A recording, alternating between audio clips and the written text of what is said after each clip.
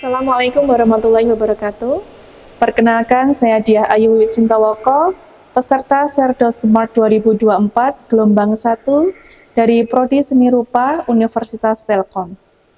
Untuk kali ini, saya akan menampilkan video pembelajaran mata kuliah karya seni rupa 4 dengan bobot banyak 6 SKS, kemudian kode mata kuliah yaitu DSJ3E3, dan mata kuliah ini diambil di tingkat atas yaitu semester 6. Secara deskriptif yaitu adalah mata kuliah eksperimentasi medium seni dan konsep, di mana mata kuliah ini juga melatih kepekaan mahasiswa dalam menggali isu atau fenomena yang lebih kritis dengan pendekatan eksperimental khususnya medium film sebagai dasar penciptaan karya seni.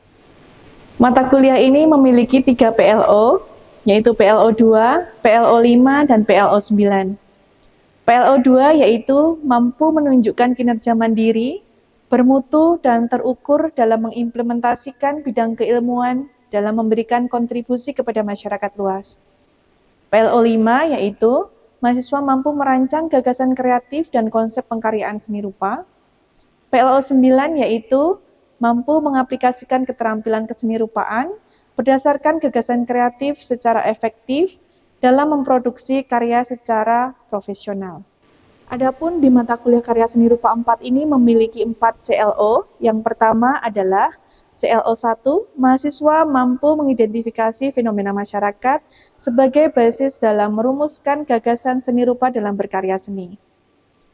Kemudian CLO 2 yaitu mahasiswa mampu merumuskan konsep dalam penciptaan karya seni. Kemudian CLO 3 yaitu mahasiswa mampu mempresentasikan karya seni rupa 4. Di dalam CLO 4, mahasiswa mampu melakukan eksperimentasi berbasis konsep dan material untuk penciptaan karya seni. Adapun komponen penilaian dalam mata kuliah karya seni rupa 4, kita memiliki 4 hal. Yang pertama adalah tugas sebanyak 30%, kemudian yang kedua adalah kuis sebanyak 10%, kemudian yang ketiga adalah proyek 1 sebanyak 30%, dan proyek 2 sebanyak 30%. Mata kuliah karya seni rupa 4 memiliki referensi utama yang harus dimiliki oleh mahasiswa dari karyanya David Burkwell dan Kristin Thompson dengan judul Film Art and Introductions tahun 2004. Kemudian dengan materi pendukung atau referensi pendukung yaitu dari bukunya Gatot Prakosa, buku Orang Pinggiran. Media pembelajaran kita menggunakan komponen dari Selo, yaitu di dalamnya mahasiswa bisa menggunakan aplikasi-aplikasi dengan pembelajaran atau media secara online seperti Zoom, Google Meet, dan lainnya.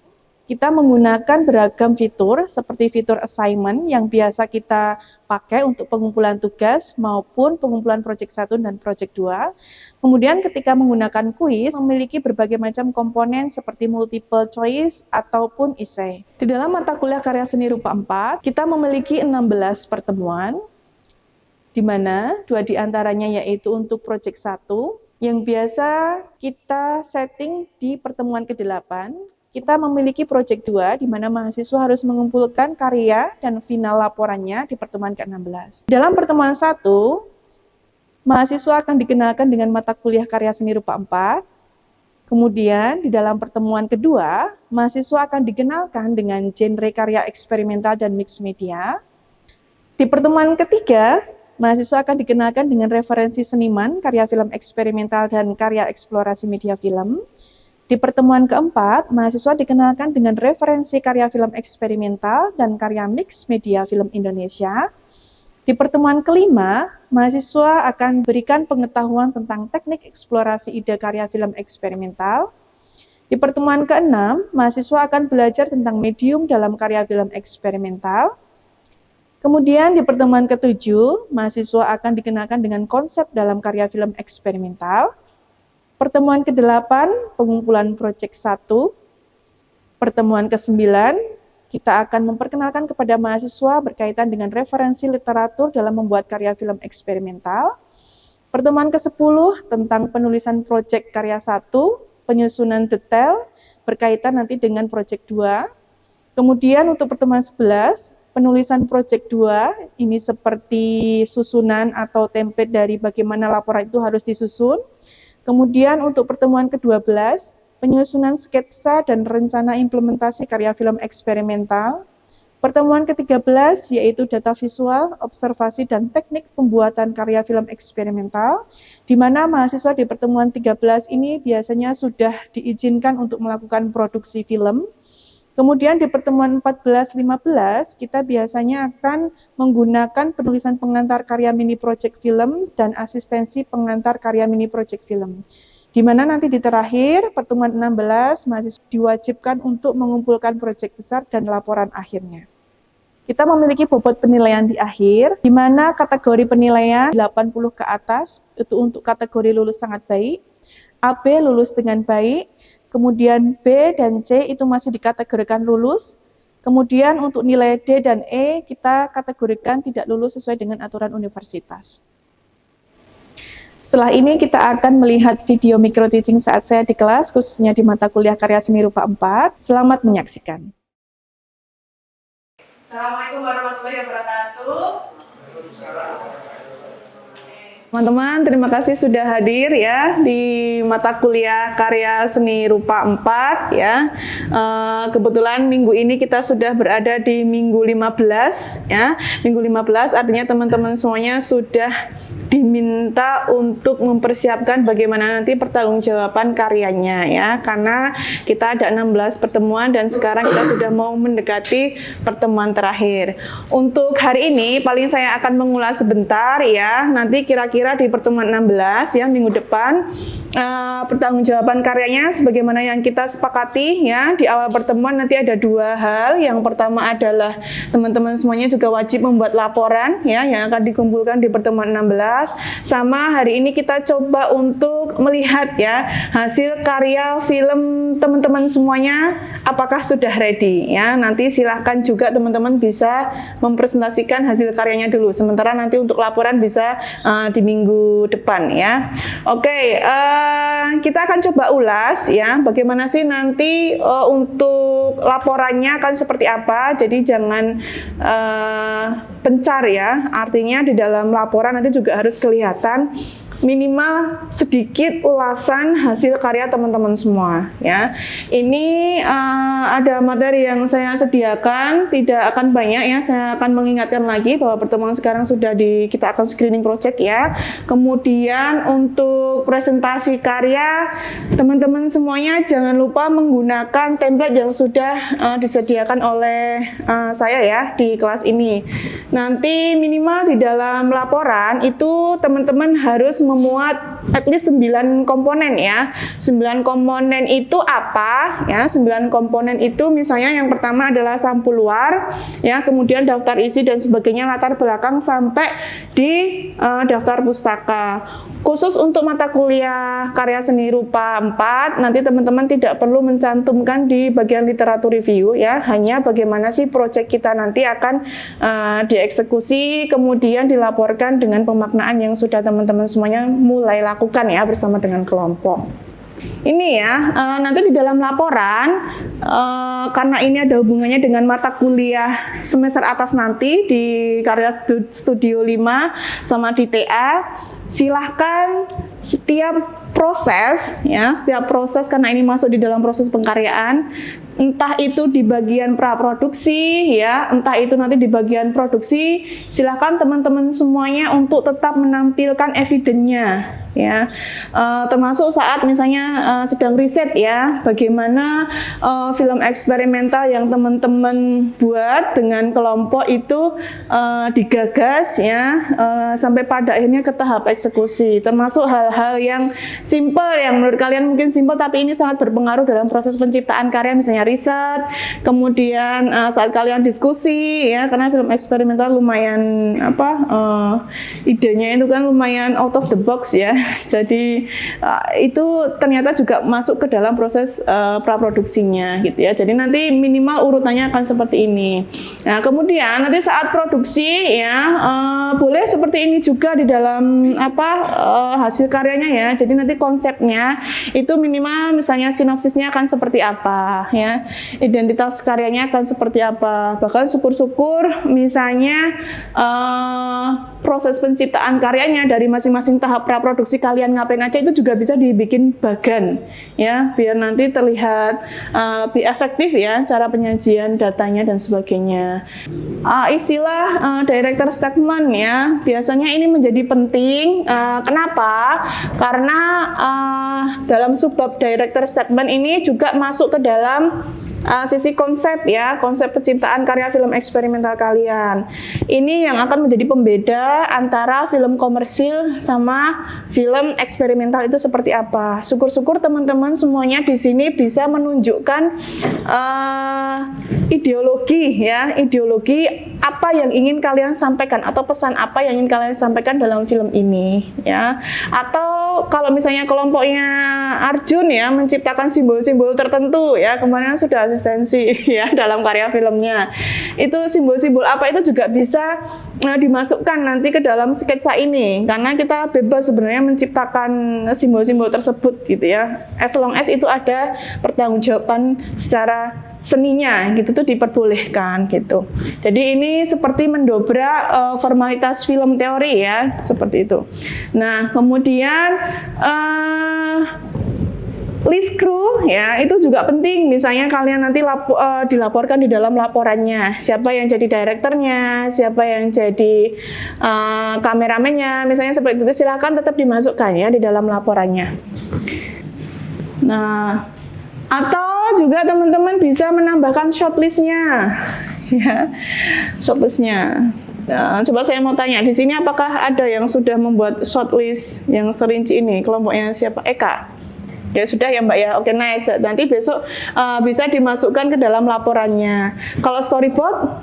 Storyboard langsung ke moodboard. Oh, langsung ke moodboard. Oke, itu juga bisa dimasukkan ke dalam laporannya ya. Jadi hal yang dalam tanda kutip simple itu ternyata sangat berpengaruh dalam proses produksi. Silakan nanti data-datanya itu dimasukkan dalam laporan sebagai bagian dari praproduksinya ya. Ini juga bisa menjadi riset ya saat kalian cek lokasi. Saya yakin untuk produksi ini tidak hanya di kampus saja. Mungkin kelompoknya Adrinatan juga kemarin sewa studio ya. Nah, misalnya dalam kampus. Ada nggak misalnya dalam scene kalian yang lokasinya di outdoor misalnya atau di luar kampus, itu juga disarankan untuk ada gitu ya di dalam laporan. Karena besok kalau teman-teman semuanya udah di semester atas, misalnya di kelas karya studio 5 atau saat kalian sudah mulai TA, hal-hal yang menunjukkan proses ini nanti menjadi bagian dari penilaian, atau juga bisa menunjukkan informasi kepada dosen penguji ya, dosen pembimbing bahwa oh iya loh ini tuh sudah dilakukan sama Eka misalnya, jadi kelihatan keseriusannya, ini sudah dilakukan sama Astrid gitu-gitu ya. Jadi ini untuk menunjukkan seberapa istilahnya intens atau seberapa serius proses penciptaan kita sebelum hasil jadi gitu ya. Ini menjadi bagian dari praproduksi. Nah, ataupun saat produksi juga silahkan ya ditampilkan ya di dalam laporan praproduksi, produksi sampai ke pasca produksi. Kalau ke pasca produksi ya pas teman-teman melakukan misalnya editing ya, atau saat take sound dan sebagainya, itu bisa dimasukkan, dilaporkan tetap di dalam laporannya. Tetapi jangan lupa gitu ya teman-teman ya, ini masuk dalam bisa juga masuk dalam praproduksi ya, gambar-gambar seperti ini. Kemudian sampai ke sewa alat ya, ini prosesnya sangat lama ya, panjang dan sangat detail ya. Kalau contoh laporannya nanti teman-teman bisa mirroring ya, minimal seperti ini. Nah, kemudian dari hasil karya ya, dari hasil karya nanti misalnya kalian screenshot gitu ya, hasil karya dari penciptaan karya film eksperimental kalian itu seperti apa. Nah, nanti kalau dalam penyusunan laporannya yang khususnya di bagian hasil karya, kan tadi udah ada ya praproduksinya bagaimana, kemudian produksinya bagaimana, sampai ke pasca produksinya bagaimana, kemudian nanti harus ada bagian subbab kecil yang mendiskusikan tentang hasil karyanya. Nah, hasil karyanya itu karena kita film eksperimental, jadi minimal ada dua hal yang teman-teman semuanya harus diskusikan. Yang pertama adalah bagian abstrak formnya apa, ya. Kalau di dalam film yang kita lihat baru saja itu abstrak formnya secara visual ya, dia banyak menggunakan bahasa-bahasa simboliknya. Bahkan tadi ada visual mata yang seolah-olah mirroring ya, itu juga bagian dari abstrak formnya. Masih ingat yang teori tentang abstrak form itu at least berkaitan dengan komposisi yang berulang-ulang ya, seperti yang disampaikan oleh David Broadwell ya, teorinya tentang film eksperimental, atau dari bahasa-bahasa simbolik yang kalian ciptakan sendiri, itu bisa masuk ke dalam abstrak form. Nah, kemudian poin yang selanjutnya adalah associational formnya. Associational form di sini adalah berkaitan dengan audio.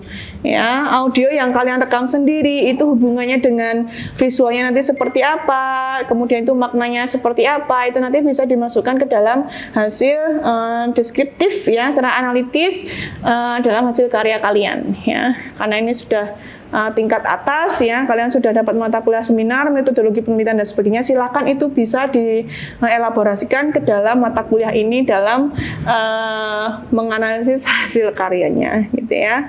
Boleh secara sampling, tidak perlu semuanya, tapi sekiranya ini yang masuk dalam kategori abstract form itu yang bagaimana, kemudian yang kategori associational form yang bagaimana gitu ya.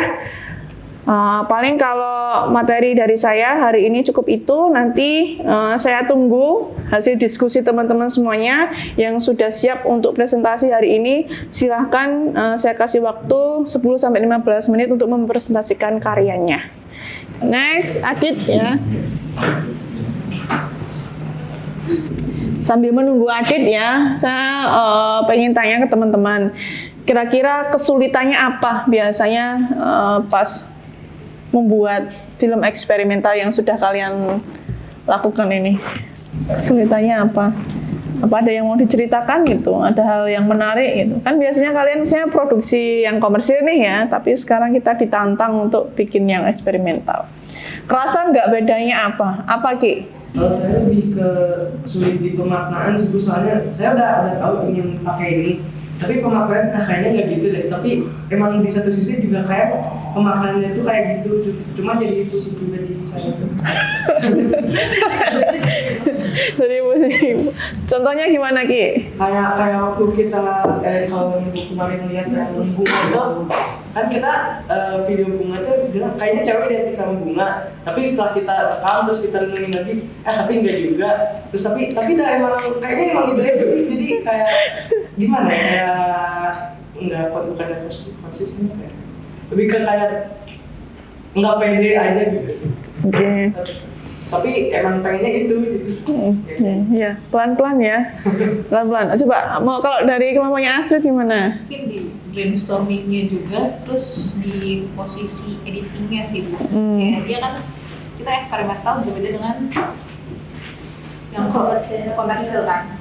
Mungkin saat editingnya ini tuh gimana caranya dibikin ke eksperimental dari yang udah kita shoot itu ke eksperimental yang di editingnya gitu. Jadi kayak buat brainstorming ke editingnya itu sih yang cukup sulit. Oke. Ya, maksudnya lebih ke eksekusi hasil dari karyanya. Kan kalau biasanya kita kan bikin sebuah film itu kan pasti cerita.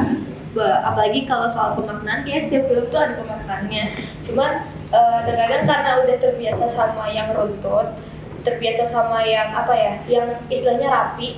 Jadi waktu masuk ke dalam film eksperimental itu agak janggal gitu buat kita gitu kan, kayak hah, masa kayak gini gitu. Apalagi kadang masih memperhatikan estetikanya juga, masih merhatiin komposisinya gimana gitu kan.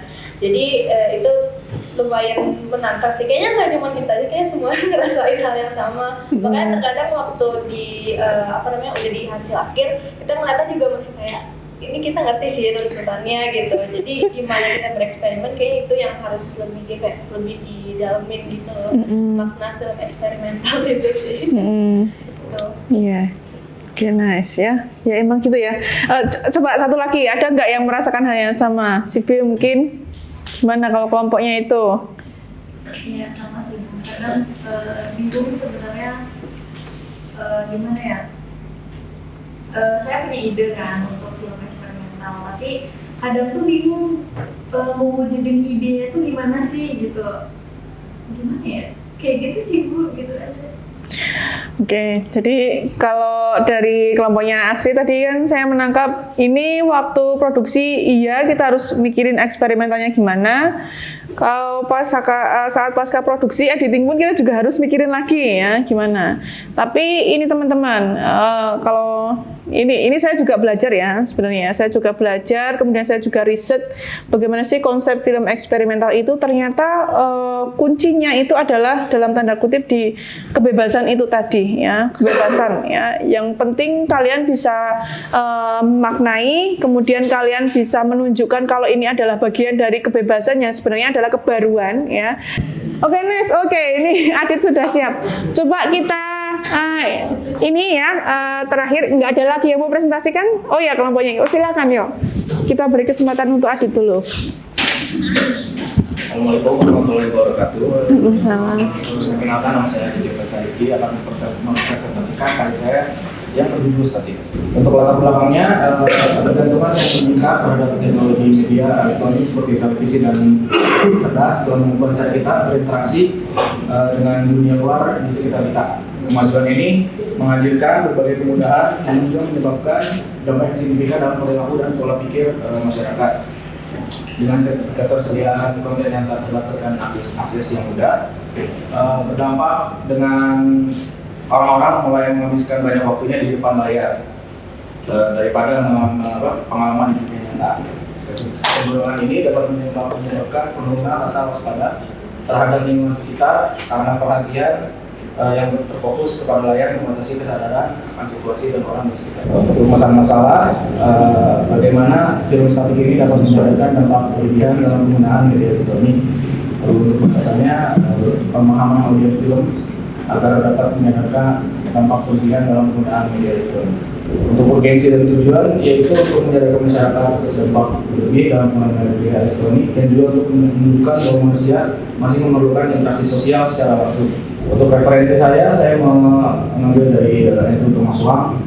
Dia adalah seorang sutradara, produser dan seniman visual yang dikenal karena karyanya yang inovatif dan eksperimental di bidang film musik dan seni instalasi. Dia juga menciptakan karya-karya film eksperimental dan seni instalasi yang telah dipamerkan di berbagai festival film dan galeri seni dunia. Dia dianggap sebagai salah satu seniman visual yang inovatif dan berpengaruh dalam proyek filmnya, seringkali mengeksplorasi tema-tema seperti identitas, teknologi, hubungan manusia dan dengan alam. Untuk identitas dan sinopsis, identitas karya ini berdurasi 2 menit 37 detik, narasi warna dari 9, dan menggunakan kolode monokrom atau hitam putih. Sinopsisnya menceritakan tentang seorang pria yang menonton TV yang menunjukkan layar statis.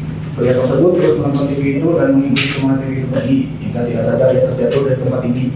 Setelah dia terjatuh, dia terbangun di ruangan putih yang berisikan orang-orang lain yang menonton TV berlayar statis. Lalu si pria melihat ada lorong yang menuju ke ruang gelap. Dia pun berjalan menuju ke ruangan tersebut. Di dalam ruangan gelap itu terdapat satu TV yang menayangkan sinyal statis. Dia pun duduk di depan TV tersebut selamanya seperti orang-orang yang tadi itu baik. Ini betul, bilangnya.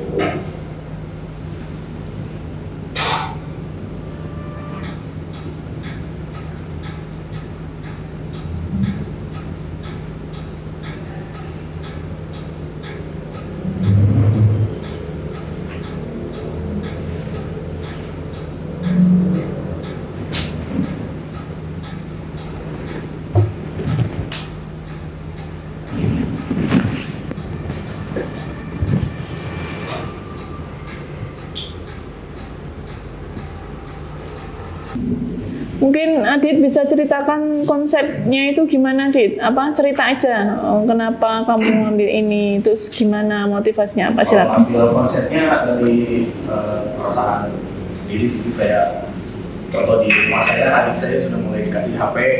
Dia kalau misalnya diajak ngobrol udah mulai susah, nggak ada dulu. Jadi kayak udah mulai kecanduan gitu. Itu salah saya orang-orang juga kalau misalnya kayak teman saya kalau misalnya lagi main HP, saya coba berbicara langsung dia nggak langsung respon. Yang konsepnya kayak gitu, kecanduan, ketergantungan sama HP gitu. Oke. Coba kamu ambil yang tadi saat di green screen. Nah ini gimana kamu tekniknya Mas? Pengambilan ini. Pengambilannya di ruang green screen itu ada lighting yang gantung di atas itu. Oke. Dan ngambilnya low shot, ngarahnya ke atas, terus shutter saya gedein, jadi kelihatannya agak gelap. Cuma si orang doang yang percaya gitu. Jadi saya tinggal masking dari orangnya, lalu tambahin ini dari TV-nya. Oke. Sinar TV. Oke, ini motivasinya apa? Pesannya mungkin apa ya? Maknanya atau gimana silakan. Untuk maknanya, gambarin aja sih Bu kayak ketergantungan ekstrim orang terhadap media elektronik itu walaupun TV-nya naik di sinyal statis pun tetap dia tonton gitu. Berarti ini ketergantungan yang sudah menjadi sangat ekstrim ya. Oke, nice. Terus coba menurutmu yang paling susah mana saat take video? Kalau take video nggak ada yang susah. Nggak ada yang susah. Keren ya. Nggak ada yang susah ya, teman. Saya kan pakai visual 3 dimensi. Oke. Aslinya yang mau main film. Oke. Yang mana? Coba yang mana? Oh, ini loh. Ini kan green screen lagi ya? Ini nggak green screen. Oh, enggak. Ini tuh di bagian sini saya masih, cuma ada teman saya yang ngeginiin lampu sambil Itu emang sengaja kita atau gimana? sengaja kayak gitu juga di saya masking si orang yang biar hilang. Jadi cuma trackernya aja biar si TV-nya bisa ngikutin sesuai. Kalau tadi apa nggak ini ya, pas mau kesini kan awalnya nggak kelihatan tuh orangnya, nah ini kan tiba-tiba kelihatan. Itu emang disengaja gitu ya, Dit ya? Oh si orang ini ya Bu. Nah ini kan yang bawa TV, ini kan TV-nya kayak ada yang, ini kan ada yang kelihatan, iya kan? Masih kelihatan. Ini iya kan masih ada yang kelihatan kan? Nah coba bisa diedit ulang ya, dia jangan sampai kelihatan.